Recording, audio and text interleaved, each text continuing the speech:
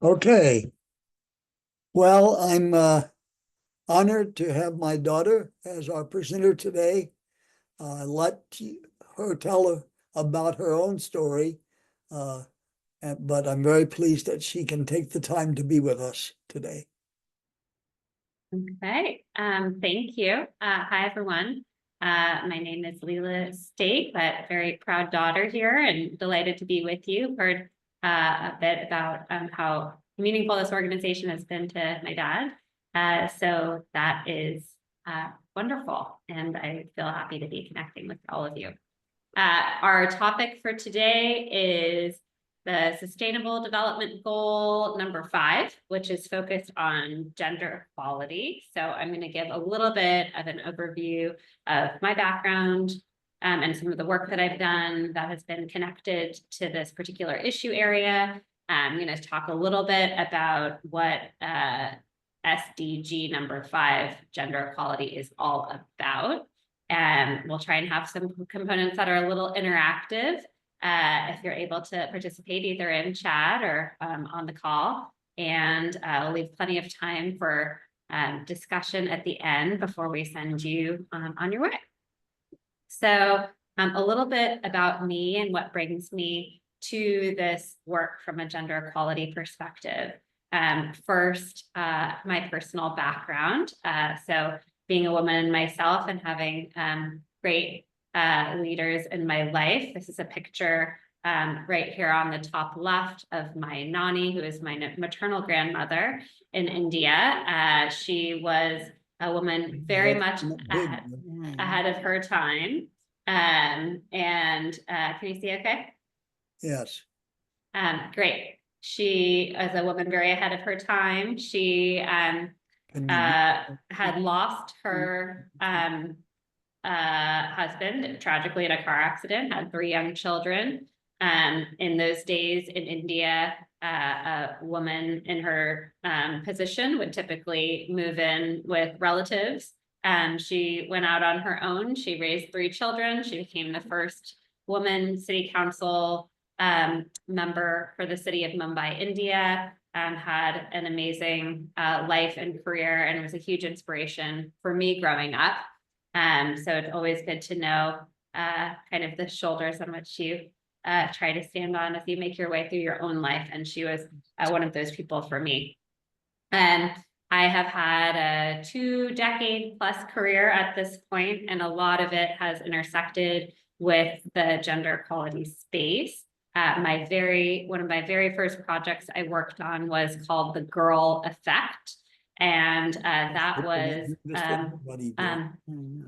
Dad, can you go on mute? I think we can hear your background noise a little bit. That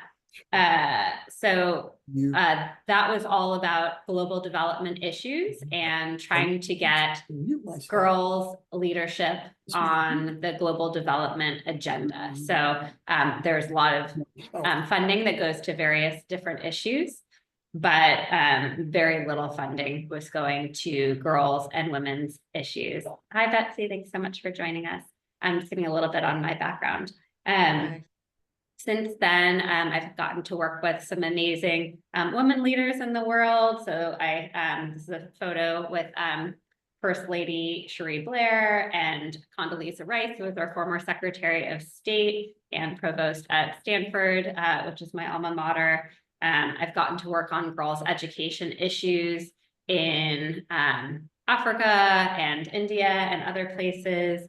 And if anyone read or heard about the book Lean In, which is talking about women's leadership roles and how much there is still to do in that area, I got to work on the launch of that book and that initiative, which was wonderful. So hopefully I can bring some of that into the conversation today as we talk a little bit more about why this is an issue that I'm passionate about and have had some experience working on. Next, I was going to talk a little bit about just what Sustainable Development Goal number 5 is. So the goal is, and I think maybe on other calls you've had some exposure to other Sustainable Development Goals, but these are things that the United Nations agreed upon in order to try to unite around a set of shared goals that we thought we all should have. And I will say I work with many different clients, whether they are private foundations or nonprofit organizations or businesses that use these goals to help organize the programs and investments that they're making. So they have been a useful way to help people understand and organize all the issues that are happening in the world and how to make challenge towards progress towards them.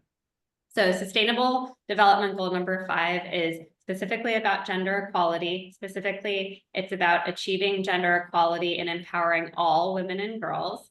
I know some of the text is very small here, so not expecting you to read it word for word, but I'll give you an overview of what some of the indicators within this sustainable development goal number 5 are. So things that are included within it are ending discrimination against women and girls, eliminating violence against women and girls. That includes sexual exploitation, trafficking of different kinds that might happen. It also includes harmful practices that might include child marriage or female genital mutilation, which still happens in parts of the world today. There are a few other parts of Sustainable Development Goal number 5.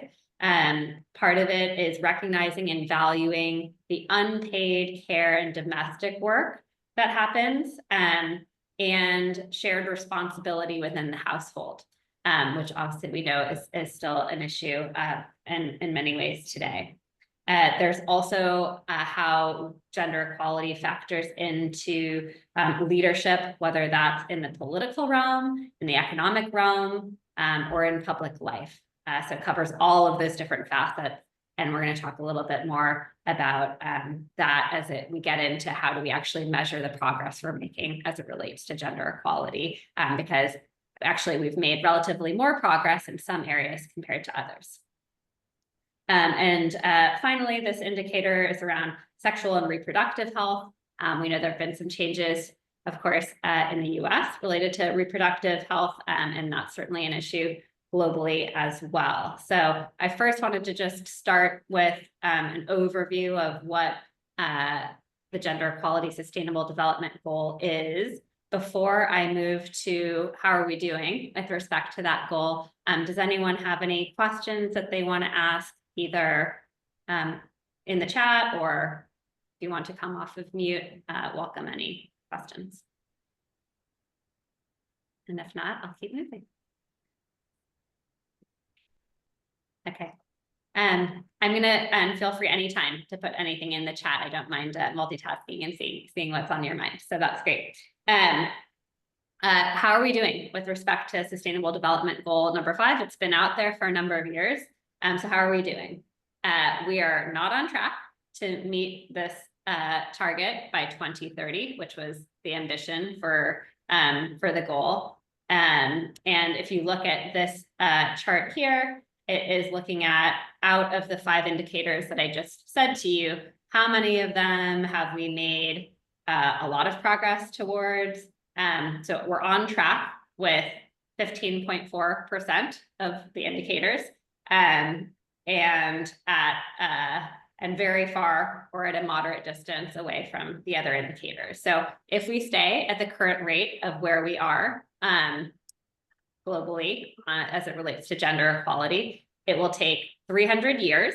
So after we've all passed and many, many generations of our descendants to end child marriage, 286 years to close gaps in legal protection and removing discriminatory laws, and 140 years to achieve equal representation in leadership in the workplace. So that gives you a sense of how far we have to go yet, which I know can feel, disheartening. But also we'll have some time, hopefully, at the end of this call to think about what can we individually do to make a difference on this issue and try and close some of those gaps that exist. Next, I wanted to talk a little bit about why this is so important. And it's, of course, important just inherently, I think, morally, as because I believe in gender equality, and I think it's good for the women and girls that we're talking about. And also we can talk about gender identity and how that incorporates other people who identify in different ways. But I also wanted to talk about, this is not important just because of gender equality, but there's many other connections to other challenges that we face in the world today. And an example of that is climate change. So I know you've had other topics. I think my brother preceded me. I don't know if some of you were maybe in that conversation too, where he talked about climate change and climate solutions and renewable energy. But there's actually an incredibly deep connection between girls' empowerment and girls' education and climate change. So if anyone has heard of Project Drawdown, it looks at the solutions that will have the greatest impact as it relates to closing the gaps that we have from a climate change perspective. And actually, they found that educating girls ranked number 6 of all of the potential solutions they looked at in terms of climate change solutions, which I think is surprising because people would probably think solar panels or electric vehicles would be more prominent, and those were on there. They were at number 10 and 26 respectively, so still very important, not to diminish the importance of those solutions as they relate to other climate challenges that we face, but important to note that we're not just talking about gender equality for the sake of gender equality, which is important, but also talking about it in terms of its great importance to moving forward on other solutions that we care about. So I just thought that was an interesting thing to point out.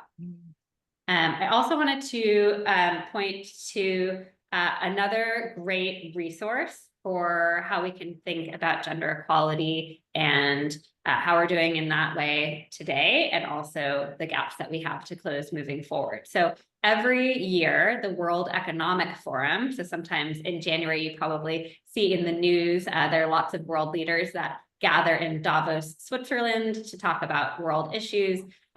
In addition to gathering people together in Switzerland once a year, they put out something called the Global Gender Gap Report, which I've found to be an incredibly useful resource because it looks very deeply country by country and across 4 global gender gap issue areas to see how much progress are we making year over year on each of those issues. And the latest report from just this year, so very current, and they look at 146 countries. So it's not every country in the world, but it's the majority of countries in the world. So overall, they found in terms of global gender gaps that we've closed 68.5% of them, but there's still a lot of work to be done, and it will take 134 years to reach full parity across the areas that they look at. And this is where we start getting into a little bit of the interactive portion. So I'm going to tell you the global gender gaps that they look at. So they look at economic participation and opportunity. They look at educational attainment. They look at health and survival, and they look at political empowerment. And I'm curious if anyone on the call has any guesses in terms of which gaps we've closed the most, so we've made the most progress on globally, and which ones perhaps we've made the least progress on. And there's don't be shy, but also nobody will be called out for having the wrong answer. I just think it's interesting. Does anyone want to take a guess at perhaps where we're doing relatively better or relatively worse globally? Probably political empowerment being the least. Thank you for that. Betsy, thanks for jumping in.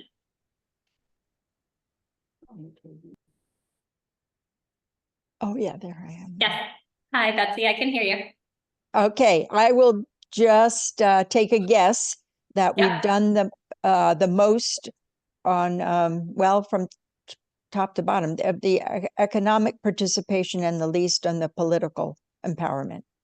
Okay, great, thank you. Maybe I'm going to say most is educational attainment. Okay. I'm changing mine. Yeah. Okay, good guesses. And not everyone has to guess, but does anyone else want to take a gander? Yeah, I'll guess health and survival. Okay, lovely. Thank you. We should. do that. Okay, so how much of the gaps have been closed? And each country varies. So Oh. this doesn't mean it's the same every place, but actually we've done relatively better globally in terms of health and survival. So 96% has closed. And remember, there could still be a lot of health and survival issues to deal with, but there's less of a gender gap as it relates to those issues as there was in the past.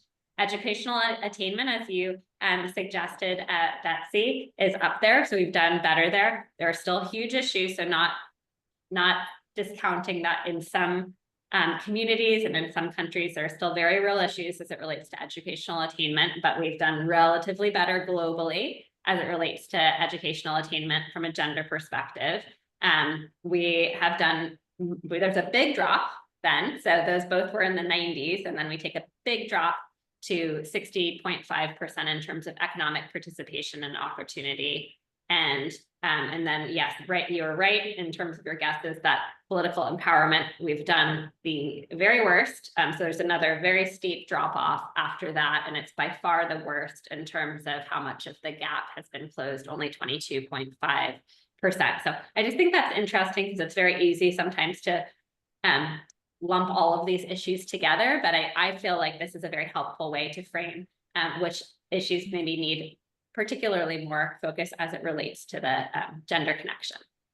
Okay, next interactive exercise before we get into the broader discussion. I'm curious, does anyone have any guesses in terms of which countries overall have the smallest gap? So which countries have the most gender equality overall? And I'm going to give you, I think, the top 10. I have a chart that shows top 10 over time, and it includes the top 10 from this past year. But does anyone want to take any guesses of who might be included in that list? Don't feel like you have to try and name all 10. That feels daunting. But does anyone want to guess any country that might be on the leaderboard?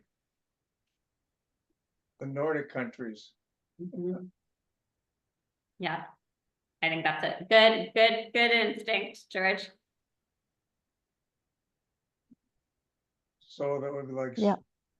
Sweden, Oops, what? Finland, Norway, Denmark, Yeah. Netherlands. Some of those are up there for sure. Those are good guesses.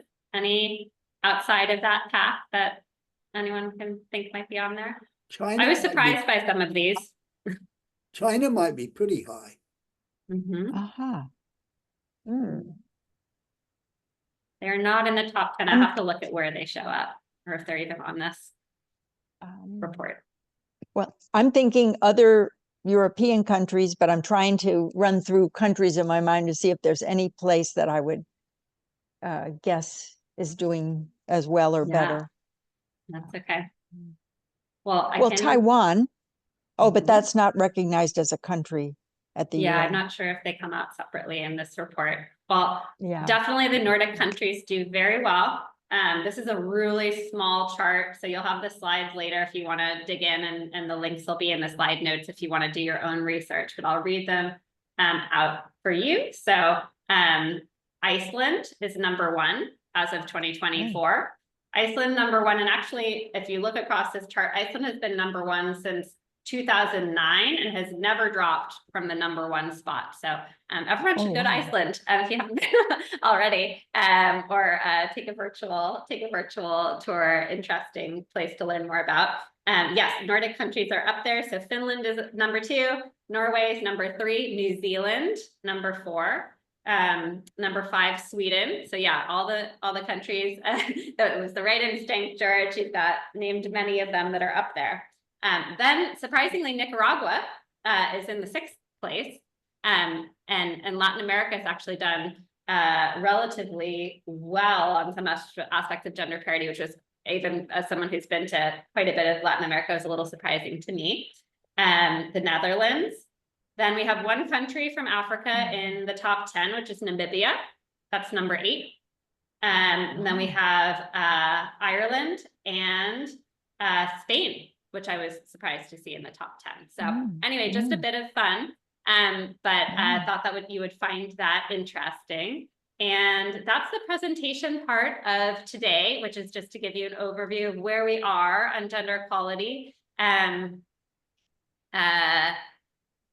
But I want to open the floor for more discussion, conversation, reactions. And Betsy, before we do that, I'm noticing you have put in a question in the chat, which goes back to a previous slide. So whether the existence of a goal eliminating harmful practices implies, yeah, what does that mean? What are we talking about in terms of harmful practices?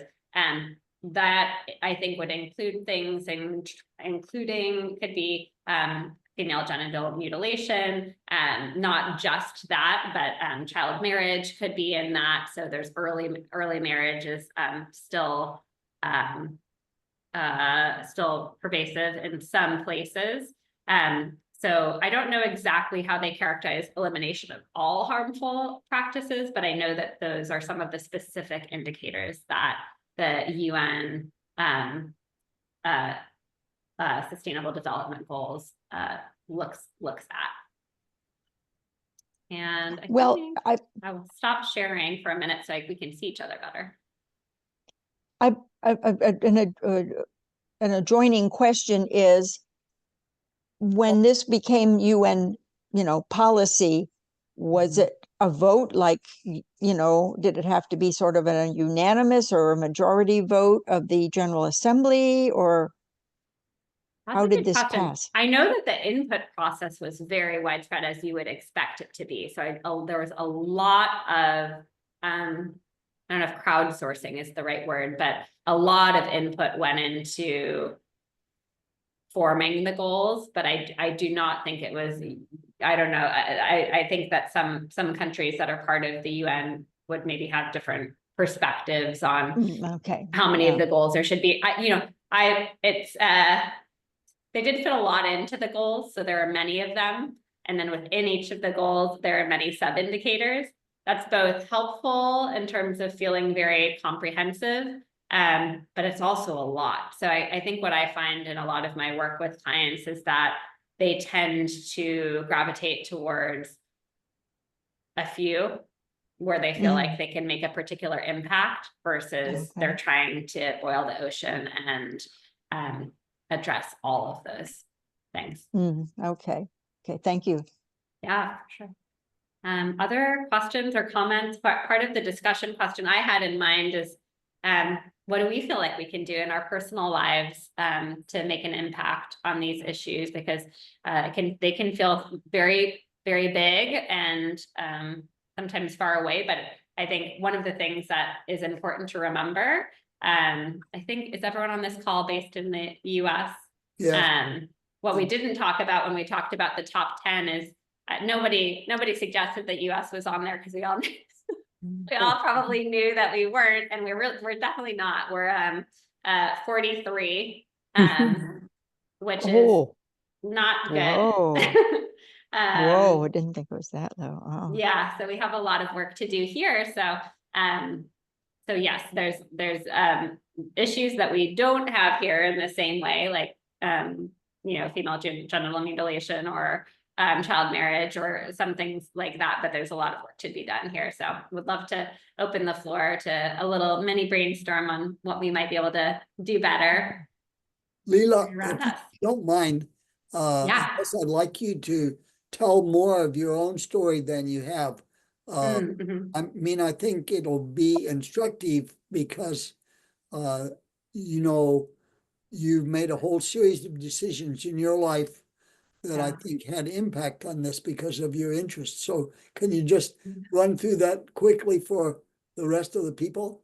Sure. Yeah. And I'll say a little bit and then feel free to ask probing questions if you have something in mind that I've left out. So yeah, I guess I've always been interested in this topic. I got particularly interested in it at the end of college because I did my honors thesis on family leave. And as a result of that, I did a lot of exploration into why women left the workforce or didn't feel like they could continue their own careers. And And there's lots of reasons for that. I remember being in a class at Stanford Business School that was mostly business school students, and we looked at a lot of research that showed that most people who went through that program, even though it was a very elite program, and actually there were a lot of women in the program, there was a huge drop off in terms of women that stayed in the workforce and then rose to leadership positions, even though they got their degrees. So women trying to do very well from an educational attainment perspective. But then in the child rearing years, there tends to be a lot of women tend to kind of fall off the career ladder if they don't reach leadership positions at the same levels. And so that was really fascinating to me, because I thought there was probably less of that than there was at that time, and opened some questions for me myself. And then I actually had an amazing opportunity not only to study that, but then in my very first job, I had a fellowship at the Asia Foundation, and they were putting together their family leave policy, and I had an opportunity to write their family leave policy. So I got to take everything that I had worked on and learned about in my honors thesis project and help actually apply it in a real world setting.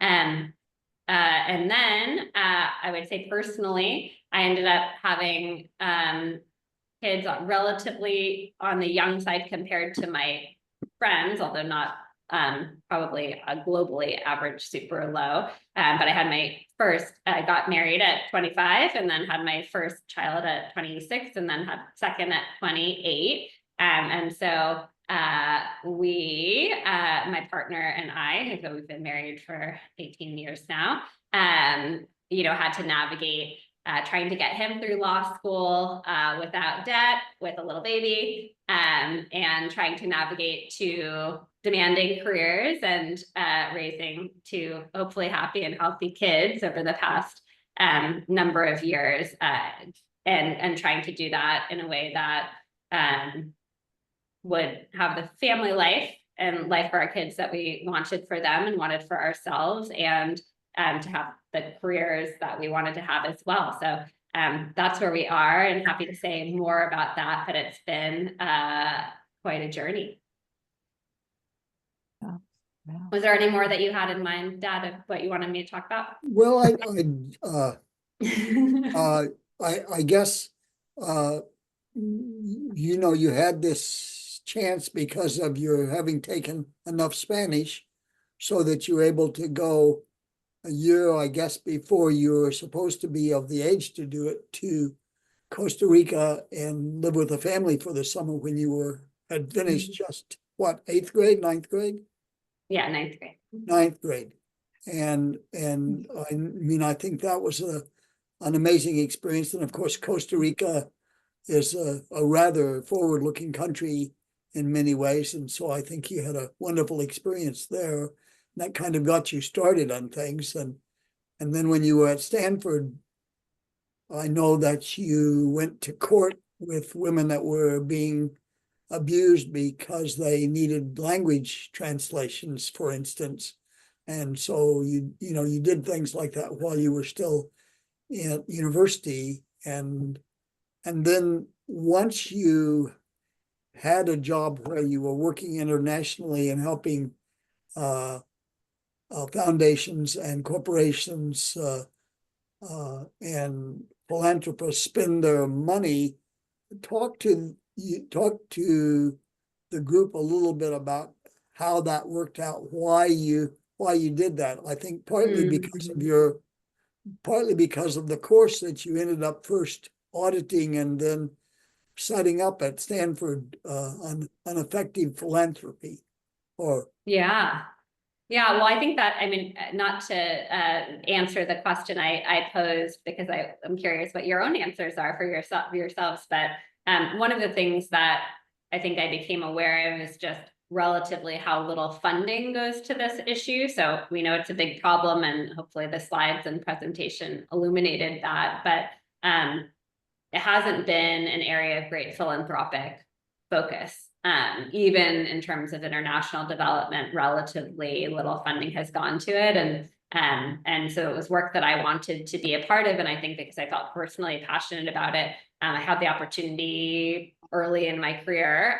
So I lived in 6 countries in South and Southeast Asia. And I think it was, yeah, that to your point, like being able to have that international perspective was incredibly valuable and helpful. I'd had some of that before college. I got more of it during college. And then after, I had probably the deepest experience because I actually got to start my career outside of the US, which is, I think, forever changed the way that I see my work in the world. And it's been really helpful.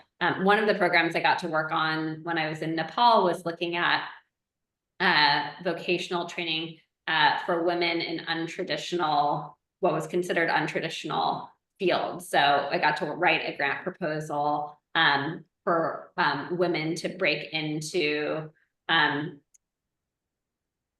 careers that would be well paying and were highly needed in Nepal, but that women hadn't been historically thought of to be in those positions, which was a successful grant proposal that we wrote for USAID that helps do some funding in that area. And then, yeah, since then, I've gotten to work with a lot of different funders, I think, to help them understand why this is such an important issue to invest in. So for a lot of global companies, they might be based in the United States, but have a presence elsewhere for any number of reasons. Part of their supply chain is elsewhere outside of the United States. And in order to have kind of license to operate and license to grow outside of the US, they need to think about meaningful investments they can make to local communities to be a good corporate partner and a good corporate steward there.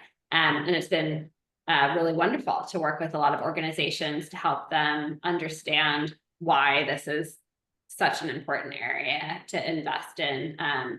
And we've been able to, I guess, unlock a lot of funding that wouldn't have otherwise been available. And I think part of the reason for why it's such a good investment is it has multiplier effects. I talked about that a little bit as it relates to climate change, but you know, when you educate a girl, it is about her, and that is valuable in and of itself, but it is proven to have incredible multiplier impacts for all of her relatives for generations to come and her community as a whole. And so it's one of those things where $1 invested has multiple benefits. And so it's really one of the best investments you can make. And a lot of philanthropists don't know that. So being able to help them understand that has been a really valuable journey.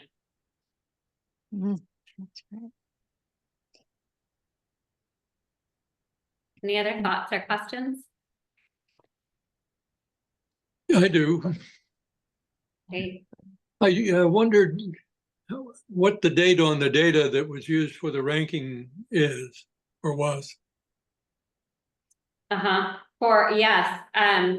It's really extensive. I wonder if I can just put the link in the chat in case you want to dig into it deeper. It's a really, really extensive report. And I think they don't, let's see if I can put this in the meeting group chat.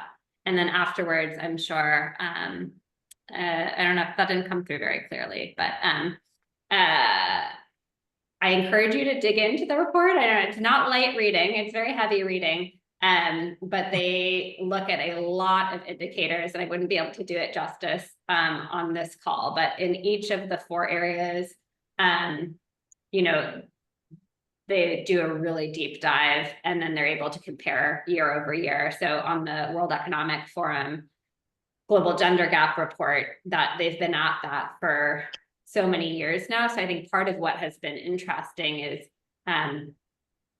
you know, we're able to go back almost 20 years at this point to see the changes over time and gaps that have closed relatively more or less. So well before the Sustainable Development Goals even existed, we've had this Global Gender Gap Report Index, and it doesn't have everything or every country, but I would say it's one of the best, most exhaustive.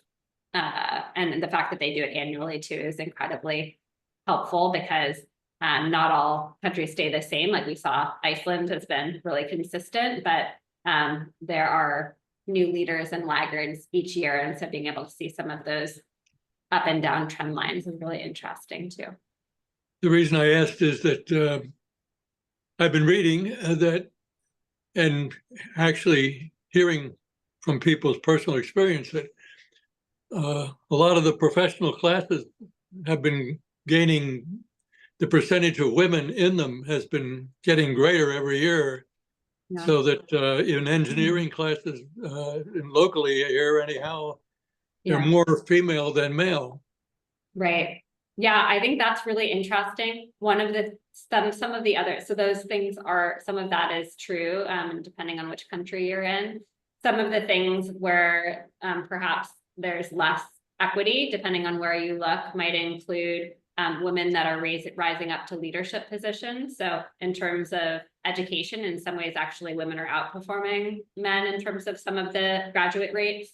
And even in terms of entry into the workforce in some fields, depending on where you are, almost across the board, once you get to levels of leadership, there's much less, much greater inequality. And in terms of wage disparities, that's another place where there are continue to be pretty extensive issues in the economic space, meaning that for relatively the same positions, in many cases, women earn less than men. Not everywhere, and there are actually some organizations. Actually, some people may have read that Lilly Ledbetter, who was behind the Equal Pay Act in the United States, just passed away. So there was a beautiful memorial obituary to her in the New York Times this week. But there's still a lot of work to do in terms of wage disparity. So yes, like it's progress has been made in some areas, but it's not universal. And they try to look across those different indicators to get a sense of the level at which the gap is closed. I see. Thank you. Absolutely. George? My school in Haiti is going to be celebrating its first graduating class. Wow. Haiti has 13 grades, and we've been adding one grade a year for 13 years. And of course, half of the students are women. But it was interesting to me, the issue of whether you ask people to volunteer in developing countries or whether you pay them. It's really interesting. And Well, we pay a relatively small salary to the woman who does the meals. We feed the kids 2 meals a day, and she was able to kick out the man who was abusing her and live independently because of the small amount of money that we're paying her, which I thought was pretty cool. In my United Nations group here in New York, we have been focused on criminal justice systems, and my wife is helping with the Bedford Women's Prison, where there are people who help women who are coming out to not go back and to have clothes and what they need to be able to apply for jobs. And also there are efforts to do toy packages for the kids who visit their mothers who are in prison. So there's a whole, what shall I say, area of possible help in the criminal justice system. And the schools and prison pipeline is an area where in Queens, one of our members noticed that the girls were joining gangs because they needed to protect themselves from the violence as they would leave school. And they attempted to create other options rather than joining girl gangs in order to have a safe time after school in the Queens of New York City.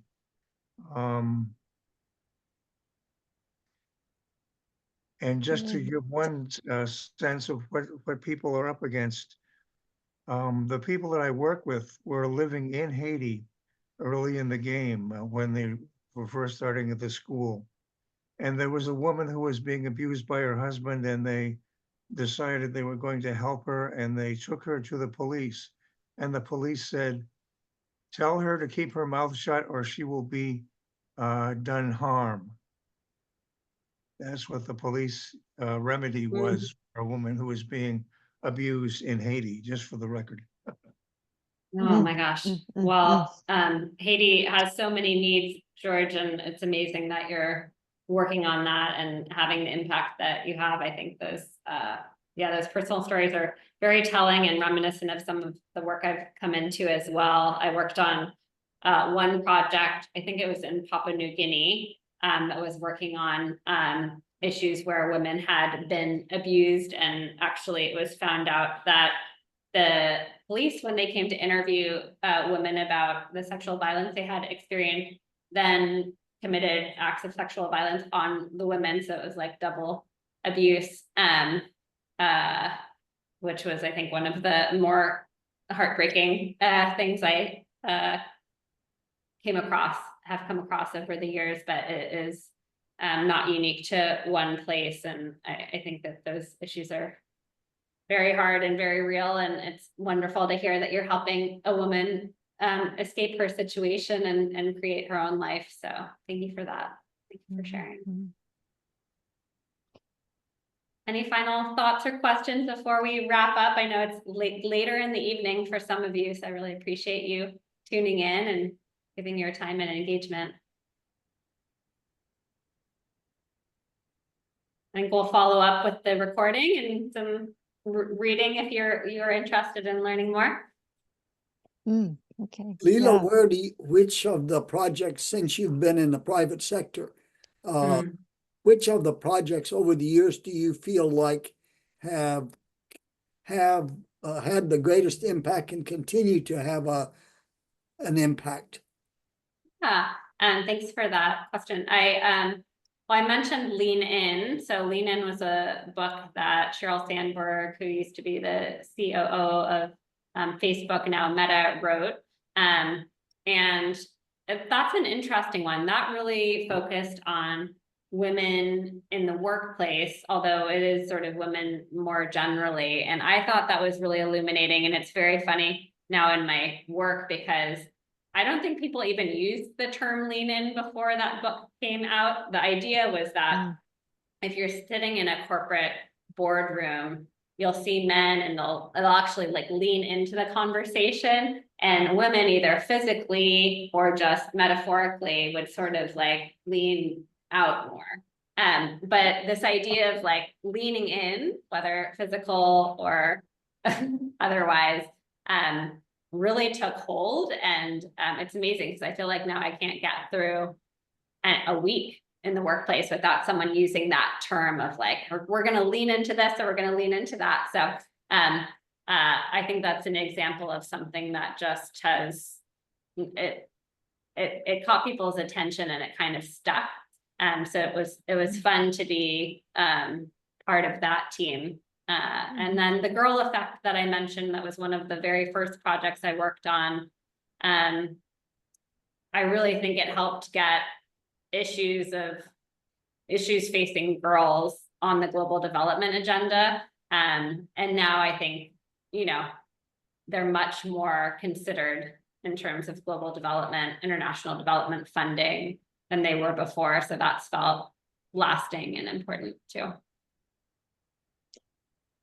Well, I'll lean in one more time and just comment that, the issues that others have brought up are definitely, heartbreaking and definitely need work. But the one that's in the front of my mind is the maternal,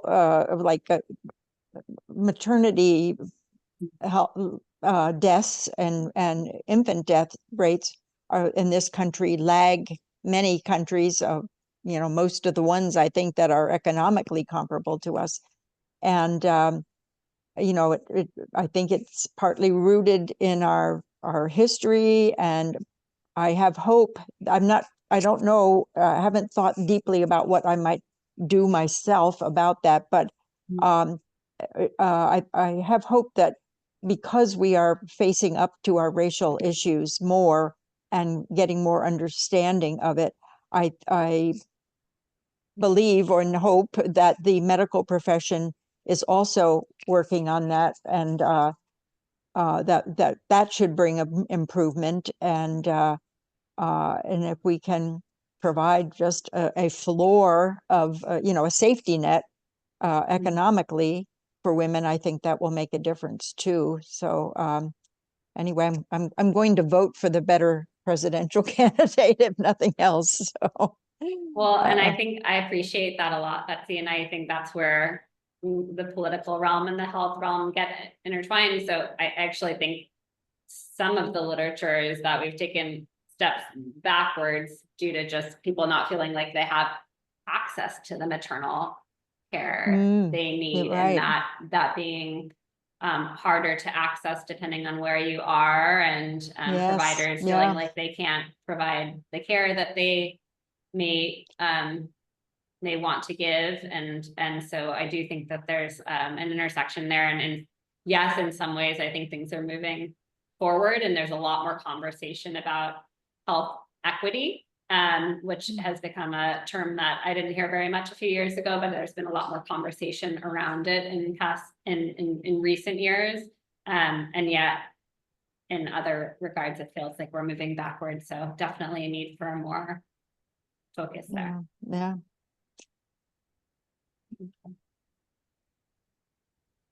Well, thank you. Yes. Thank you. This has been really, really wonderful to spend time with you all, and I really appreciate your active engagement and questions, and thank you. Thank you for caring about this issue and spending the time. Thank you, Leela, very Okay. much for being with us today. And Right. it was great to have you here and share Great. your experiences. Wonderful. Well, have a great evening, everyone, and Thank you. Thank you. Thank you. thank you. Thank you. Yeah, and I'm looking forward to seeing the rest of you in person before very long. Yes, next Yeah. week, Yeah. absolutely. That should be great. Right. Okay, bye-bye, Leela. Bye-bye. Yeah, bye. So I don't end it. And then you end it. I do end it.